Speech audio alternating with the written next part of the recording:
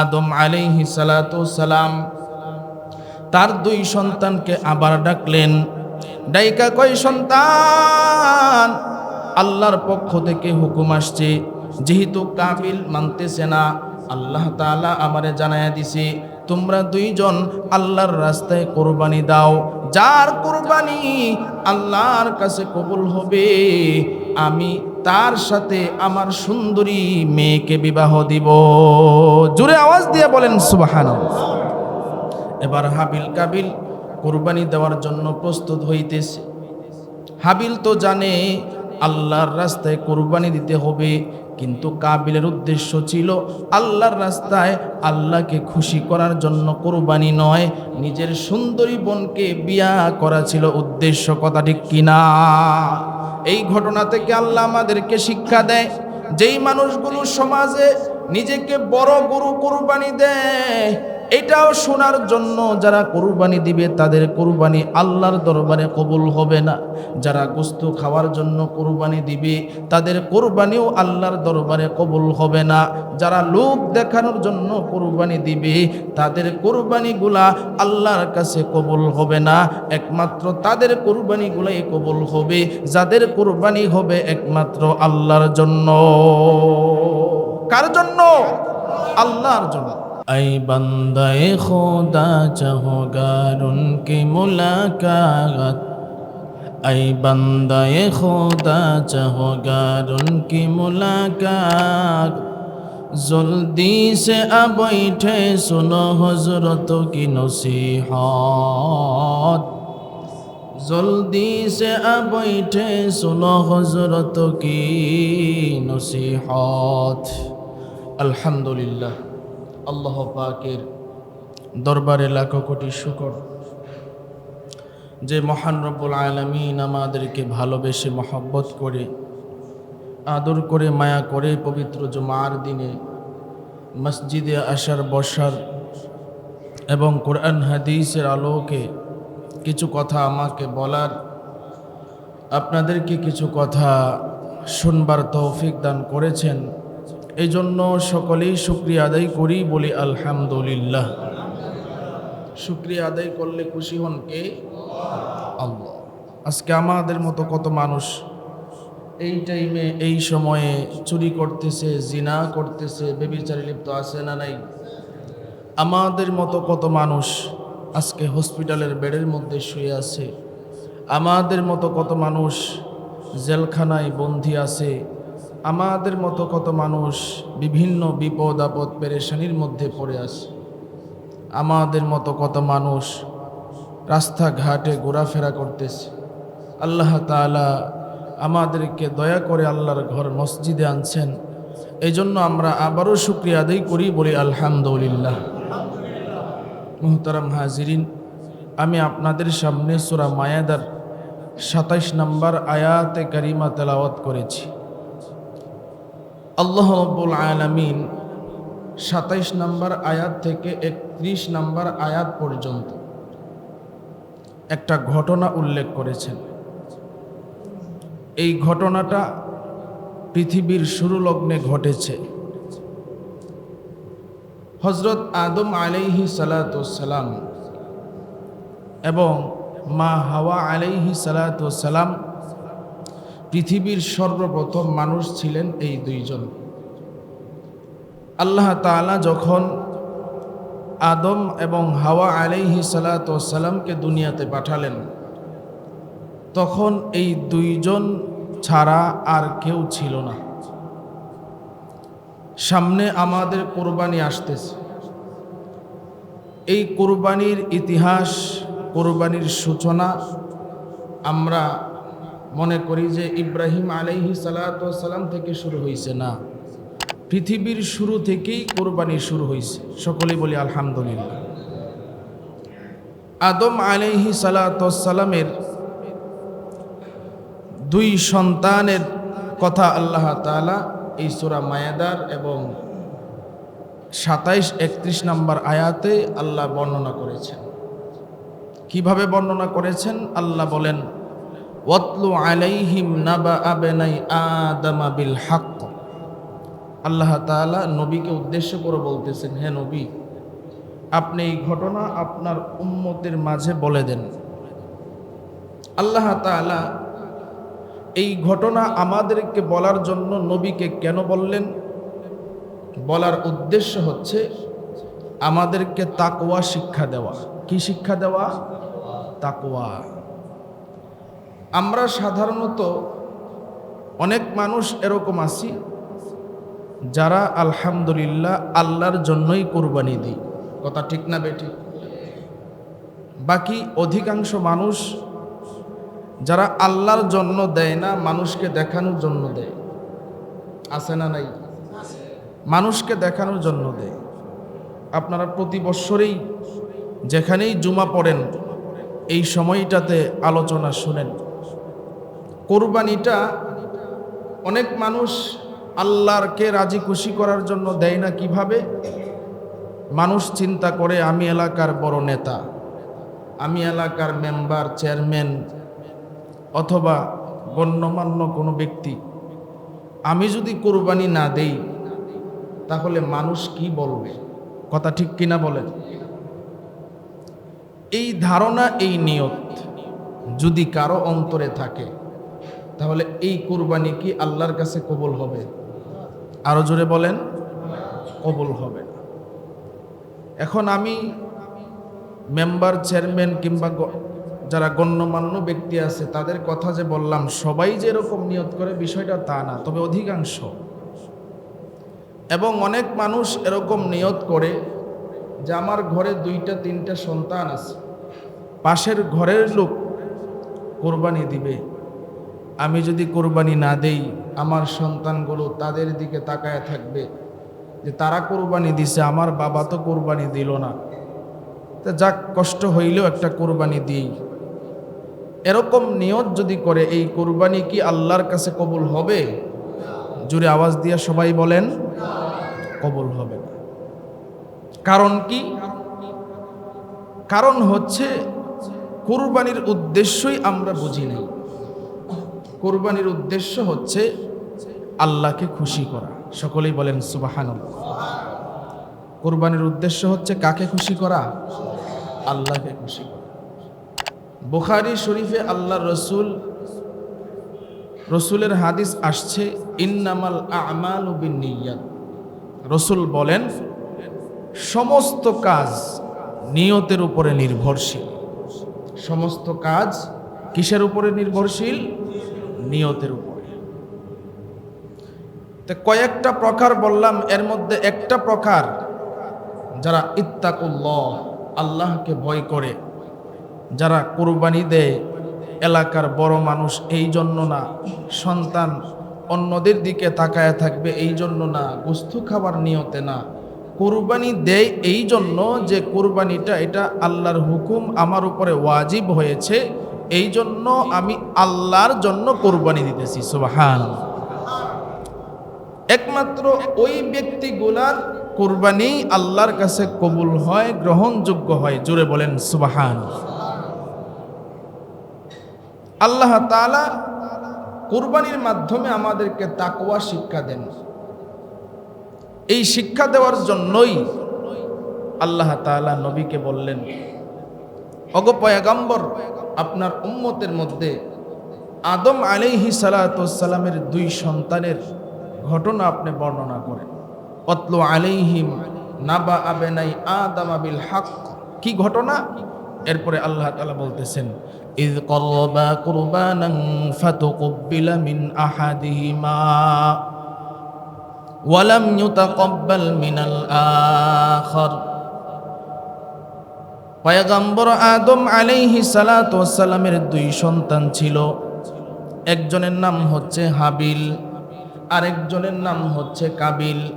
পৃথিবীর সুরলগ্নে যখন আদম আলাইহিস সালাতু ওয়াস সালামের সন্তান হইত, আল্লাহ তাআলা প্রত্যেকটা সন্তান জন্ম দেওয়ার সময় যমজ সন্তান জন্ম দিত। একটা হইতো ছেলে, আরেকটা হইতো মেয়ে। মা হাওয়া আলাইহিস সালাতু ওয়াস সালামের সর্বপ্রথম যে সন্তান হইল, 2টা সন্তান হইল, একটা ছেলে আরেকটা মেয়ে। আবার পরবর্তীতে যখন গর্ভধারণ করলো, পরবর্তী গর্ভধারণেও দুইটা সন্তান হইতো, একটা হইতো ছেলে আর একটা হইতো মেয়ে। সুবহানাল্লাহ বলেন। আল্লাহ তাআলা কেন দুইটা সন্তান দিতেন এটাও আল্লাহ তাআলা কোরআনে জানাইছেন। কারণ ওই সময় তো আদম এবং হাওয়া আলাইহিস সালাতু ওয়াস সালাম ছাড়া কোনো মানুষ ছিল না। এই জন্য আল্লাহ তাআলা দুইটা করে সন্তান দিতেন। আর মানুষ বৃদ্ধি করার জন্য আল্লাহ শরীয়তের বিধান করে দিয়েছিলেন, যখন দুইটা সন্তান একসাথে হবে, একসাথে হওয়ার পরে যখন আবার সন্তান হবে, আগের ছেলে পরের মেয়ের সাথে আল্লাহ তাআলা বিবাহকে বৈধ করে দিয়েছিলেন। সুবহানাল্লাহ। আল্লাহ বিবাহকে বৈধ করে দিয়েছিলেন। কেন? কারণ অন্য কোনো মানুষ তো তখন ছিল না। কথা ঠিক কিনা বলেন? অন্য কোনো মানুষ তখন ছিল না। আল্লাহ তাআলা ঘোষণা যখন দিলেন, আদম আলাইহিস সালাতু ওয়াস সালামকে যখন জানালেন যে তুমি আগের ছেলে পরের মেয়ে তাদের সাথে বিবাহ বন্ধন আবদ্ধ করো, আদম আলাইহিস সালাতু ওয়াস সালাম ওনার সন্তান হাবিল এবং কাবিলকে বললেন যে তোমাদের বিবাহ হবে। এখন হাবিলের ভাগে যে মেয়েটা ছিল তার সহোদর বোন ছিল, সেই বোনটা ছিল পরমা সুন্দরী। আর কাবিলের ভাগে যেই সহোদর বোন ছিল সেই বোনটা ছিল কুশ্রী কালো। হাবিল ছিল ভদ্র সভ্য এবং আদম আলাইহিস সালাতু ওয়াস সালামের কথা মানতেন। আর কাবিল ছিল ঘাটতেরা কিছু সন্তান আছে না নাই, অভদ্র, বাপের কথা মানে না। আদম আলাইহিস সালাতু ওয়াস সালাম যেটা বলতেন এর উল্টা করতেন। দুই সন্তানকে ডাকলো, ডাইকা বলল তোমাদের বিবাহ ঠিক হয়ে গেছে। এখন হাবিল তো আলহামদুলিল্লাহ বলে আব্বাজান আপনি যে বিবাহ ঠিক করছেন এতে আমি রাজি আছি, কিন্তু কাবিল বলে না, আমি এই বিবাহতে রাজি না। বলে কেন? কয় আমার সহোদর বোন সুন্দরী না, আমার যে নিজের বোন আমি তাকেই বিয়ে করব। জুড়ে বলেন নাউজুবিল্লাহ। আদম আলাইহিস সালাতু ওয়াস সালাম বললেন বাবা এটা তো আল্লাহ তাআলার বিধান না, আল্লাহর হুকুম হচ্ছে, শরীয়ত হচ্ছে যে তোমার ভাগে যেই সহোদর বোন আছে তাকে তুমি বিয়ে করো। কিন্তু কাবিল এই কথা মানতে রাজি না। দেখবেন বাপ মা যখন সন্তানরে কোনো কিছু আদেশ করে, বাপ মা কি সন্তানের খারাপের জন্য আদেশ করে না ভালোর জন্যই আদেশ করে? আর তিনি তো আল্লাহর পয়গাম্বর, আল্লাহর যে বিধান আছে এই বিধান থেকে তো একটু চুল পরিমাণও ব্যতিক্রম হবে না। কথা ঠিক কিনা বলেন? আমাদের সমাজেও দেখবেন কিছু কিছু মুরব্বী মানুষ, তাদের কথার কিন্তু অনেক ভার আছে, মুরব্বীদের কথার অনেক দাম আছে। আগে যারা ছিল মুরব্বীদের কথা দাম দিত, এখন এমন অবস্থা হয়েছে, এখন দেখবেন 10-12 বছরের পোলাপান মুরব্বীদের সাথে বলে আপনি কি বুঝেন? কথা ঠিক কিনা বলে? মুরব্বী মানতে চায় না, যার কারণে সমাজের মধ্যে অশান্তি। কিতাবের মধ্যে একটা ঘটনা পাওয়া যায়, এটা শিক্ষামূলক ঘটনা, কোনো কোরআন হাদিসের না। এক দাদা তার নাতিরে নসিহত করছে যে তোমাকে আমি 3টা নসিহত করতেছি। কয়টা? 3টা নসিহত করছে। 1 নাম্বার যে পুলিশের সাথে বন্ধুত্ব করিও না। কি বলছে বলেন? পুলিশের সাথে বন্ধুত্ব করিও না। ঠিক আছে দাদা, বন্ধুত্ব করব না। 2 নাম্বার বাড়ির সামনে বড়ই গাছ লাগাবে না। কি বলছে? বাড়ির সামনে বড়ই গাছ লাগাবে না। 3 নাম্বার বউয়ের কাছে গোপন কথা বলবা না। 3 নাম্বার নসিহত কি করছে? বউয়ের কাছে গোপন কথা বলবা না। এখন নাতিরে 3টা নসিহত করছে, কিছুদিন পরে দাদা মারা গেছে। এই 3টা নসিহত যে দাদাই করছে, নাতি আসলে বুঝতে পারে নাই কেন করছে। মুরব্বীদের কথার যে কি দাম, এটা শিক্ষার জন্য বলছি, যেহেতু প্রেক্ষাপটে আসছে। দাদা মারা যাওয়ার পরে নাতি চিন্তা করলো দাদা কেন এই 3টা কথা বলল। এখন কারণ তো বলে নাই, আচ্ছা দেখি তো আমি পরীক্ষা করে যে এই কথাগুলো দাদা কেন বইলা গেল? ওই লোক, একেবারে সংক্ষেপ বলি, এক পুলিশের সাথে বন্ধুত্ব কইরা ফেলছে। বেশ ভালো সম্পর্ক, নিজের বাড়িতে আসে, দাওয়াত দিয়া খাবার দাবার খাওয়ায়। এরপরে পুলিশের সাথে তার বউরেও সম্পর্ক ভালো, যেহেতু তার স্বামীর বন্ধু। একবারে পুলিশের মোবাইল নাম্বারও বউর কাছে আছে, পুলিশের সাথে নিজের বউ কথা বলে, নিজেও অনেক জায়গায় যায়। 2 নাম্বার বড়ই গাছ, দাদা বলছিল বড়ই গাছ বাড়ির সামনে লাগাইছে। এখন 3 নাম্বার নসিহত, বিবির কাছে গোপন কথা বলিও না। এটা পরীক্ষা কিভাবে করবে? সে বাজার থেকে 3টা ডাব আনছে। কয়টা ডাব? 3টা ডাব। খুব গভীর মনোযোগ দিয়ে বুঝবেন। 3টা ডাব আইনা রক্ত লাগাইছে, রক্ত লাগায়া নতুন গামছা দিয়া পেছায়া বউর কাছে নিয়ে বলতেছে, বউ আমি তো আজকে একটা খারাপ কাজ করে লাইছি। বলে কি খারাপ কাজ করছো? বলে আমি 3টা মানুষরে হত্যা কইরা তাদের কাল্লাটা কাইটটা লইয়া পড়ছি। এখন বিবি এই কথা যখন শুনছে, বলে কি সর্বনাশ তুমি করছো, মানুষের কাল্লা কাইটা নিয়ে আসছো। এখন মানুষ যদি জানে পুলিশ আসবে, তোমাকে ধইরা নিয়ে যাবে, ঠিক আছে কি করবা এখন? বলে বিবি আমাদের ঘরের ভিতরে গর্ত কইরা এই মানুষের কাল্লাগুলি রাইখা দেই, যাতে কেউ খুঁজা না পায়। বিবি বলে আচ্ছা ঠিক আছে। কিছুদিন পরে বিবির সাথে স্বামীর ঝগড়া হয়েছে। ঝগড়া হওয়ার পরে এখন বিবি বলতেছে, তুমি যে কেমন এটা তো আমার ভালো মতে জানা আছে। তুমি যে মানুষ খুন করছো 3 জন রে, এই কাল্লা যে ঘরের ভিতরে রাখছো, এই কথা কিন্তু আমি মানুষের কাছে বইলা দিব। দাদাই বলছিল কি, বিবির কাছে গোপন কথা বলবা না। এখন স্বামী তো রাগারাগি কইরা চইলা গেছে। স্বামীর মাথায় আর এটা ছিল না যে দাদা আমারে নসিহত করে গেছিল, এখন যে আমি রাগ করছি না জানি কি হয়। স্ত্রী কি করছে, ওই যে পুলিশ বন্ধু তার কাছে ফোন দিছে। ফোন দিয়ে বলতেছে যে আমার স্বামীর সাথে আপনার বন্ধুত্ব, আমার স্বামী যে কি কাজ করছে, আপনি তাড়াতাড়ি আমার বাসায় আসেন। বলে কি কাজ? বলে আসেন না কয়েকজন পুলিশ নিয়ে। বলে আমার স্বামী 3টা মানুষের খুন কইরা 3টা মানুষের কাল্লা কাইটে আইনে এই যে ঘরের ভিতরে মাটির নিচে রাখছে। এখন পুলিশের তো মাথা গরম, কি ব্যাপার, আমি যার সাথে বন্ধুত্ব করছি 3টা মানুষের খুন করছে। এখন মাটি খুইরা কাল্লা বাহির করার জন্য যখন মাটি করছে, মাটি খুইরা দেখে মানুষের কাল্লা নাই, দেখা যায় ডাব। কি ডাব? এখন পুলিশ বলে কই মানুষের কাল্লা তো নাই। এখন তার স্বামীরে ফোন দিছে, স্বামী আসছে, আইসা দেখে এই কাহিনী, পুলিশ বাড়ি ঘর ভরা। এরপরে যেখানে ডাব রাখছিল ওই মাটি কুইরা ডাব বাহির করছে। পুলিশে বলতেছে, এই এখন আর বন্ধু টন্ধু চিনে না, ওই তুই মানুষ খুন করছস, কাল্লা কই? বয়ে কয় আমি যখন স্বামীর সাথে ঝগড়া করছি মনে হয় এর আগেই সে অন্য জায়গায় কাল্লা রাইখাইছে আর এখানে ডাব রাখছে। এখন পুলিশে বলে তোমাকে এক্ষুনি থানায় নিয়ে যাব। এই কথা বলার সাথে সাথে স্বামী দিছে দৌড়। বাড়ির সামনে যে বড়ই গাছ, বড়ইর কাটা পায়ের মধ্যে বিদ্ধ হইয়া আর দৌড়তে পারে না। পুলিশে অ্যারেস্ট করে যখন নিয়ে যায়, তখন ডাক দিয়া কয়, দাদা তুমি যে বলছিলা তোমার কথা মানলে আজকে বিপদে পড়া লাগতো না। কথা ঠিক কিনা বলে? মুরব্বীদের কথারও দাম আছে।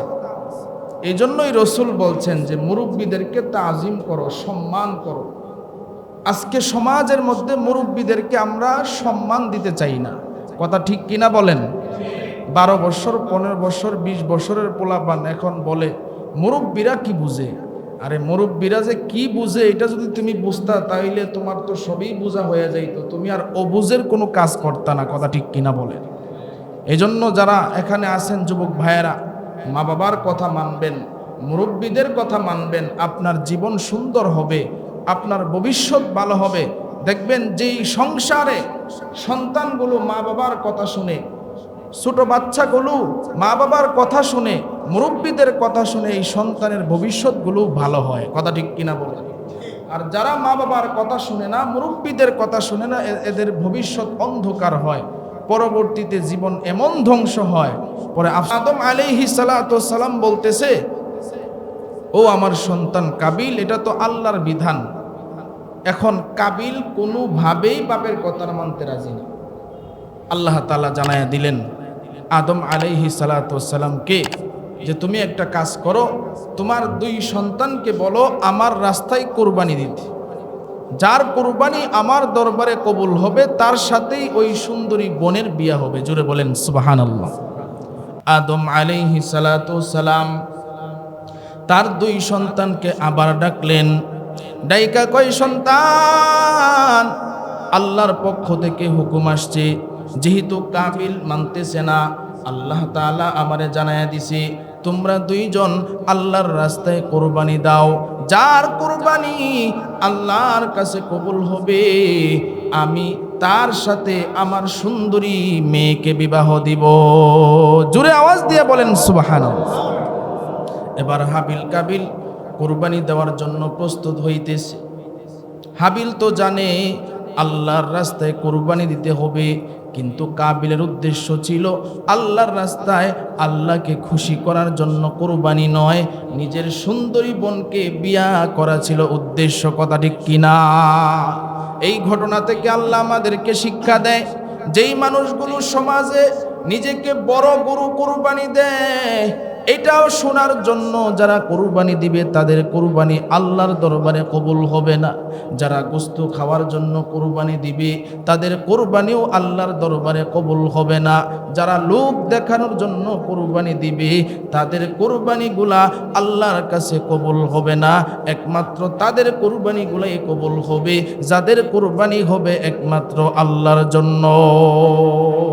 কার জন্য? আল্লাহর জন্য।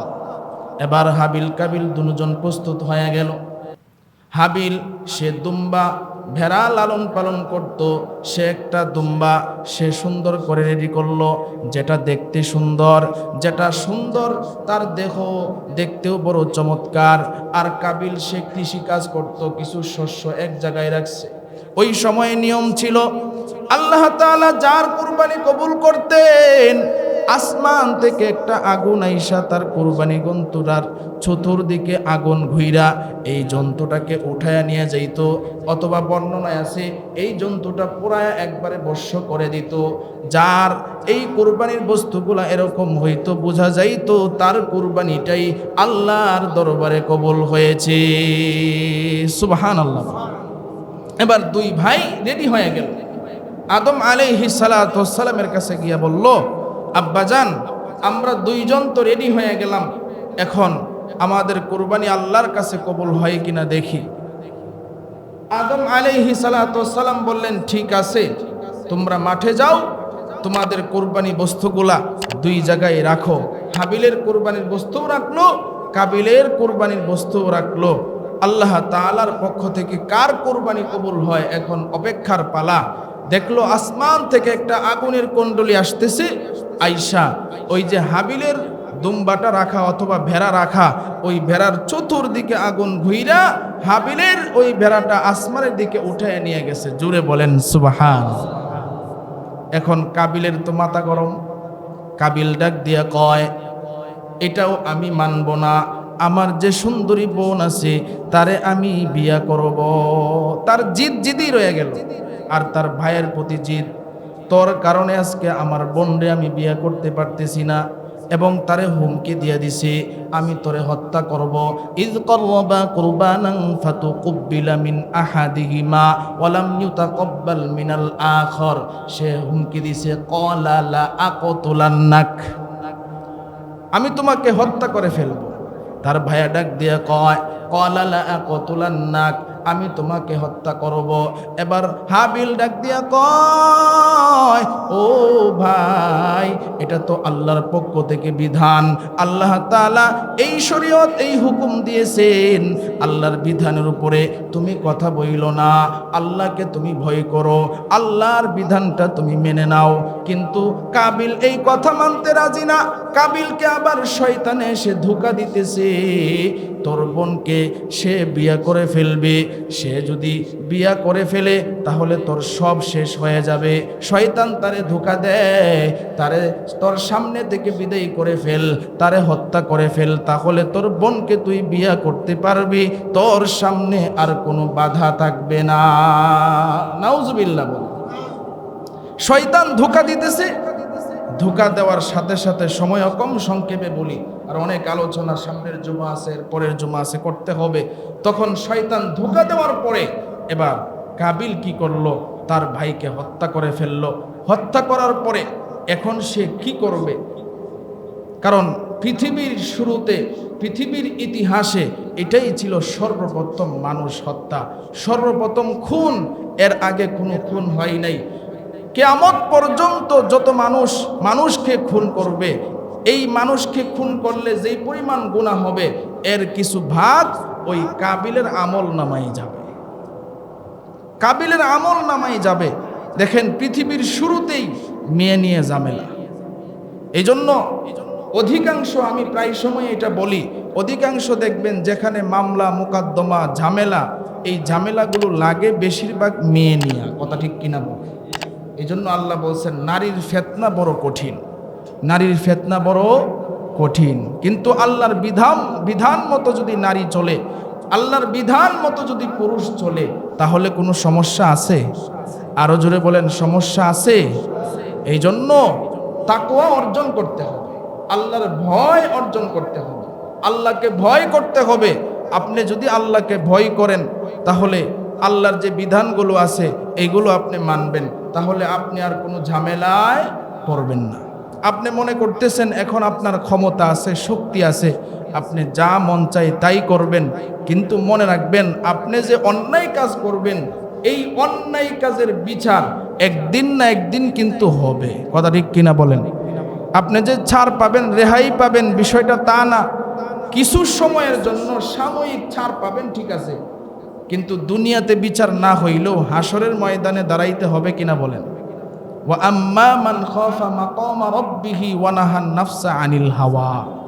আল্লাহ তাআলা বলতেছেন যে হাসরের ময়দানে তোমরা যে আমার সামনে দাঁড়াইবা, এই বিষয়ের উপরে তোমরা আমাকে ভয় করো। দাঁড়াইতে হবে আল্লাহর দরবারে।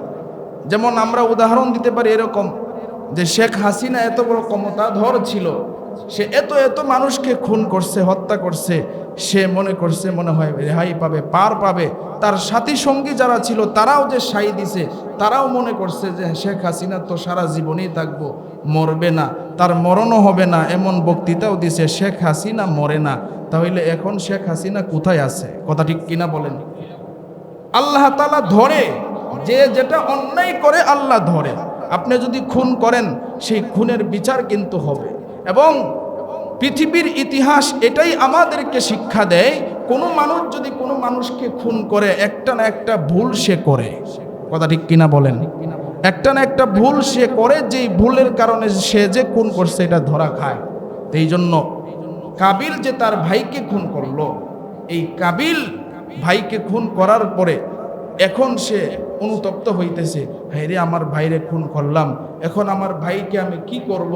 আল্লাহ তাআলা এটাও তাকে শিক্ষা দিতেছে। একটা কাক রে আল্লাহ পাঠাইছে, পাঠায়া মাটি কুড়ছে, একটা কাকরে মাইরা মাটি খুইরা মাটির নিচে রাখছে।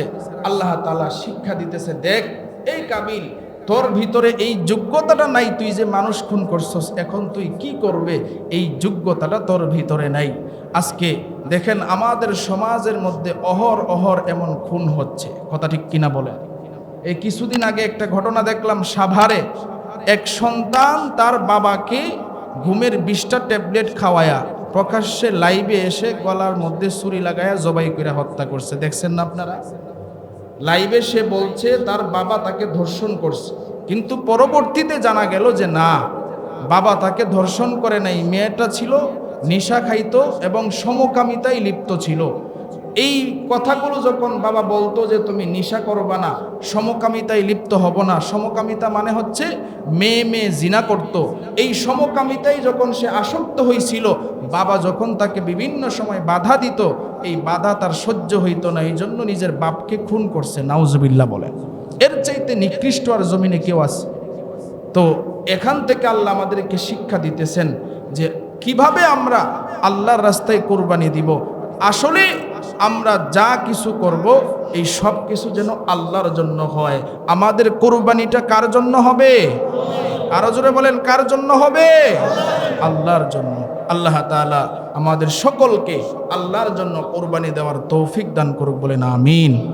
ইনশাআল্লাহ সামনের সপ্তাহে আরো আলোচনা হবে। আমরা